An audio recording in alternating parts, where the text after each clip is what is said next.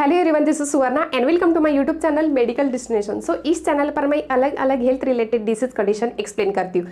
तो इसमें से एक मोस्ट इंपॉर्टेंट टॉपिक है, वो है अस्थमा।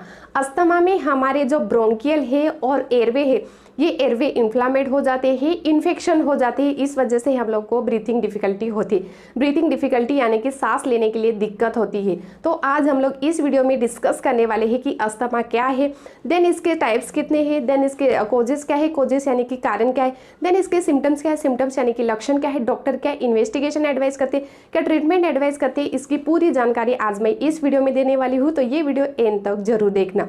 अस्थमा स्टार्ट करने से पहले हम लोग रेस्पिरेटरी सिस्टम की एनाटॉमी देखेंगे। फर्स्ट तो हमारा नेजल कैविटी है। नेजल कैविटी से हम लोग ऑक्सीजन इनहेल करते हैं और कार्बन डाइऑक्साइड जो वेस्ट प्रोडक्ट है ये हम लोग बाहर निकालते हैं। ओके, नेजल कैविटी है। नेजल कैविटी के बाद लैरेंस है, पैरेंस है, ट्रकिया है और ट्रकिया के बाद ब्रोंकियल है और ब्रोंकियल के बाद ब्रोंचियल है, देन एल्वुलाई है। एल्वुलाई यानी कि एयर्स है।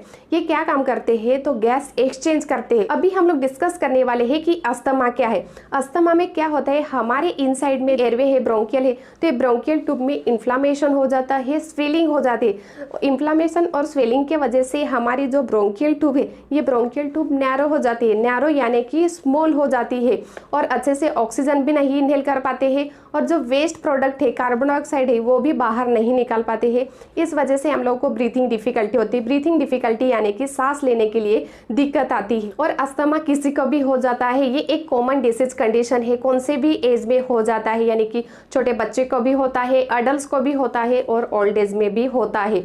ये बहुत ही कॉमन डिसीज कंडीशन है। अभी हम लोग डिस्कस करने वाले हैं कि अस्थमा के टाइप्स कितने हैं। इसमें फर्स्ट है चाइल्डहुड अस्थमा। चाइल्डहुड अस्थमा यानी कि जो छोटे बच्चे हैं, 5 to 14 ईयर्स के बच्चे हैं, उन लोगों को ये दिखाई देता है चाइल्डहुड अस्थमा। इसमें क्या होता है, अगर बच्चे को रेस्पिरेटरी इन्फेक्शन रहेगा या कोल्ड रहेगा तो ज़्यादा चांसेस रहता है वो बच्चे को अस्थमा होने का। देन है एलर्जी। अगर आप लोग को एलर्जी रहेगा, आपके घर पे छोटे छोटे बच्चे रहे और वो बच्चे को कुछ डस्ट की एलर्जी रहेगी, तो इस वजह से भी इन लोगों को ये अस्थमा होने का ज़्यादा चांसेस रहता है।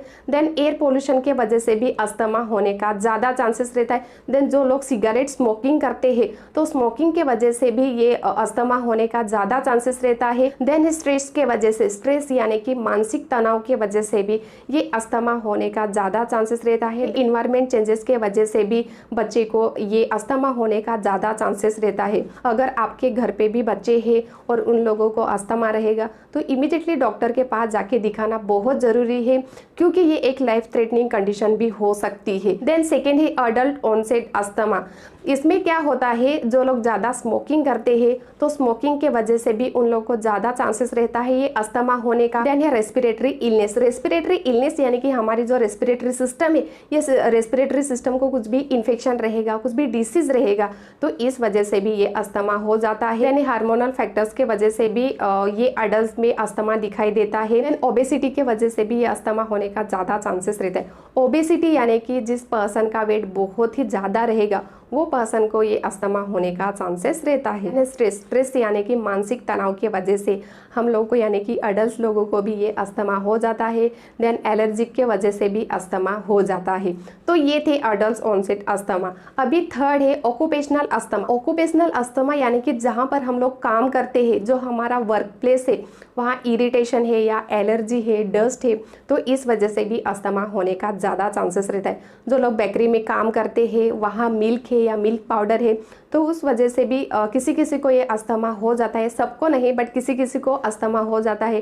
देन जो लोग जू में काम करते हैं या एनिमल फैक्ट्री में कुछ काम करते हैं, तो उन लोगों को भी ज़्यादा चांसेस रहता है ये अस्थमा होने का। देन जो लोग इंजीनियर है और कार रिपेयरिंग करते हैं या कार मैन्युफैक्चरिंग करते हैं, कार रिपेयरिंग या कार मैन्युफैक्चरिंग के वजह से जो भी डस्ट हम लोग इनहेल करते हैं, तो ये डस्ट के वजह से हम लोग को अस्थमा हो जाता है। देन जो लोग हॉस्पिटल में काम करते हैं, हेल्थ वर्कर्स है, उन लोगों को भी ये अस्थमा हो जाता है, क्यों अस्थमा हो जाता है? क्योंकि किसी को मेडिसिन के भी एलर्जी रहती है, तो इस वजह से जो लोग हॉस्पिटल में काम करते हैं या हेल्थ वर्कर से, उन लोगों को ये अस्थमा होने का ज़्यादा चांसेस रहता है। देन है मेटल वर्क, जो लोग मेटल फैक्ट्री में काम करते हैं और मेटल का छोटा छोटा पार्ट बाहर आते हैं, पार्टिकल्स बाहर आते हैं और वो पार्टिकल्स हम लोग इनहेल करते हैं, तो इस वजह से भी हम लोगों की एलर्जी हो जाती है। देन है वुड वर्क, वुड वर्क यानी कि जो लोग लकड़ी का काम करते हैं, तो उन लोगों को भी ये अस्थमा हो जाता है एलर्जी के वजह से। देन जो लोग कारपेंटर है, तो उन लोगों को भी ज़्यादा चांसेस रहता है ये अस्थमा होने का। अगर आप लोग फैक्ट्री में काम करते हैं, वहाँ मेटल है या वुड वर्क आप लोग काम करते हैं, इंजीनियर है, कार मैन्युफैक्चरिंग करते हैं या कार रिपेयर्स करते हैं, तो फेस मास्क यूज करना बहुत जरूरी है आपके हेल्थ के लिए। लोगों को ज़्यादा रिस्क रहती है ये अस्थमा होने की। तो इसमें फर्स्ट है स्मोक, स्मोक की वजह से भी हम लोग को अस्थमा होने का ज़्यादा चांसेस रहता है। देन जिस पर्सन को अस्थमा की हिस्ट्री रहेगी, तो वो पर्सन को भी ये अस्थमा होने का ज़्यादा चांसेस रहता है। देन है इन्वायरमेंट चेंजेस के वजह से भी अस्थमा होने का चांसेस रहता है। देन है एलर्जिक रिनाइटिस, यानी कि हम लोग को जो हाई ग्रेड फीवर आता है और हमारे आई में से पानी आता है। देन स्नीजिंग हो जाती है एलर्जिक के वजह से। लास्ट है सीजनल अस्थमा, सीजनल अस्थमा यानी कि अभी रेन सीजन चालू है, रेन खत्म होने के बाद विंटर चालू होगा, कि विंटर के बाद समर आता है, तो किसी किसी को ये सीजनल एलर्जिक हो जाती है, इस वजह से भी उन लोगों को ज़्यादा चांसेस रहता है ये अस्थमा होने का। तो ये थे अस्थमा के टाइप्स। अभी हम लोग डिस्कस करने वाले हैं कि अस्थमा के कोजेस क्या है, कोजेस यानी कि कारण क्या है, किस वजह से हम लोग को अस्थमा होती है। तो इसमें फर्स्ट है स्मोकिंग, स्मोकिंग के वजह से ज़्यादा चांसेस रहता है ये अस्थमा होने का। देन है एयर पोल्यूशन, एयर पोल्यूशन के वजह से भी हम लोग को ज़्यादा चांसेस रहता है ये अस्थमा होने का। इन्फेक्शन के वजह से हम लोगों को साइनसाइटिस हो जाता है, कोल्ड हो जाता है, कफ हो जाते हैं, तो इस वजह से हम लोग को अस्थमा हो जाता है।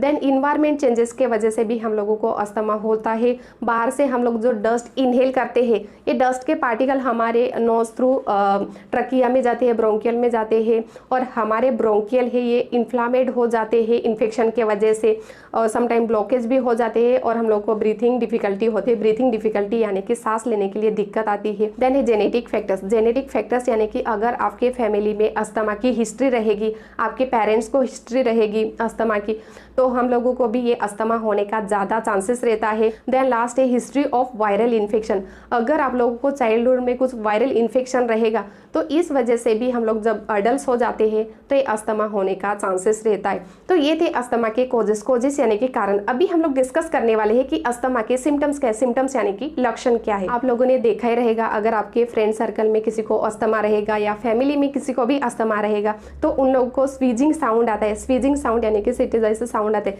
जब भी वो लोग ब्रेथ करते हैं तो ये स्वीजिंग साउंड आता है।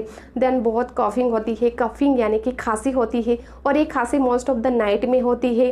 देन जब भी वो लोग बात करते हैं या लाफ करते हैं यानी कि हंसते हैं या कुछ काम करते हैं, कुछ एक्टिविटी करते हैं, तो इन लोगों को ये ज़्यादा कफ होता है, कफ यानी कि खांसी होती है। यानी टाइटनेस इन चेस्ट, हमारी ये चेस्ट है ये टाइट हो जाती है। क्यों टाइट हो जाती है? क्योंकि हमारे लंग्स में जो ब्रोंकियल है, ये ब्रोंकियल इन्फ्लामेड हो जाते हैं, स्वेलिंग हो जाती है, इस वजह से अच्छे से सांस नहीं ले पाते हैं, और हमारी ये चेस्ट है तो ये चेस्ट टाइटनेस फीलिंग होती है। देन ब्रीथिंग डिफिकल्टी होती है, ब्रीथिंग डिफिकल्टी यानी कि सांस लेने के लिए दिक्कत आती है। ये लोग बहुत फटिक रहते हैं, बहुत वीक रहते हैं। Difficulty to talking, difficulty to talking यानी कि बोलने के लिए दिक्कत आती है।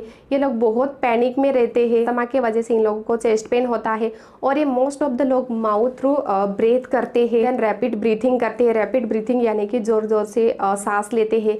देन इन लोगों को जो हार्ट बीट है, ये हार्ट बीट इंक्रीज हो जाते हैं, इंक्रीज यानी कि हाई हो जाते हैं। देन थ्रोट इरिटेशन होता है, थ्रोट इरिटेशन यानी कि हमारे गले को इरिटेशन हो जाता है एलर्जी के वजह से। फ्रीक्वेंटली रेस्पिरेटरी इन्फेक्शन भी होने का ज़्यादा चांसेस रहता है अस्थमा के वजह से। तो ये थे अस्थमा के सिम्टम्स, सिम्टम्स यानी कि लक्षण। अगर आपको इसमें से कौन सा भी लक्षण दिखाई देता है तो इमीडिएटली डॉक्टर के पास जाके दिखाना बहुत ज़रूरी है, क्योंकि इसके कॉम्प्लिकेशन भी बहुत है। अभी हम लोग डिस्कस करने वाले हैं कि डॉक्टर क्या इन्वेस्टिगेशन एडवाइस करते हैं। फर्स्ट तो पूरी पर्सनल हिस्ट्री पूछते हैं, आपके फैमिली में किसी को अस्थमा की हिस्ट्री है क्या, या आपको एलर्जी है क्या, आप स्मोकिंग करते हैं क्या, ये अच्छे से हिस्ट्री लेते हैं। देन फिजिकल एग्जामिनेशन चेक करते हैं, फिजिकल एग्जामिनेशन में जो भी वाइटल्स है ये अच्छे से डॉक्टर चेक करते हैं।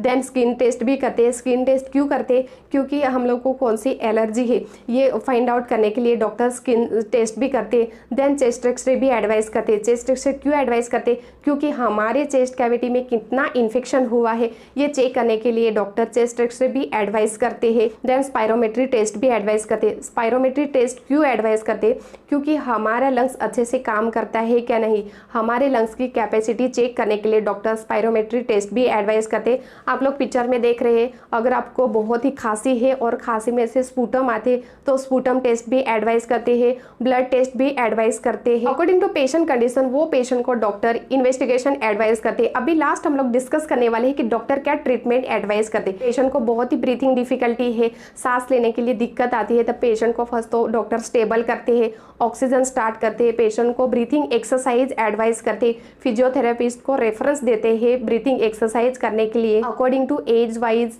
और अकॉर्डिंग टू आपके अस्थमा टाइप वाइज डॉक्टर आप लोगों को ट्रीटमेंट एडवाइस करते हैं। इसमें फर्स्ट तो ब्रोंकोडाइलेटर मेडिसिन एडवाइस करते हैं। ब्रोंकोडाइलेटर मेडिसिन क्यों एडवाइस करते हैं, क्योंकि हमारे एयरवे को इन्फ्लेट करने के लिए यानी कि ओपन करने के लिए ये ब्रोंकोडाइलेटर हेल्प करते हैं, इस वजह से डॉक्टर ब्रोंकोडाइलेटर मेडिसिन भी एडवाइस करते हैं। देन एंटी इन्फ्लामेटरी ड्रग्स भी एडवाइस करते हैं। एंटी इन्फ्लामेटरी ड्रग्स क्यों एडवाइस करते हैं, क्योंकि हमारे लंग्स में जो इन्फेक्शन हुआ है, लंग्स यानी कि हमारे एयरवे में जो इन्फ्लामेशन हो गया है, तो इन्फ्लामेशन को रिड्यूस करने के लिए doctor anti inflammatory drugs use करते हैं।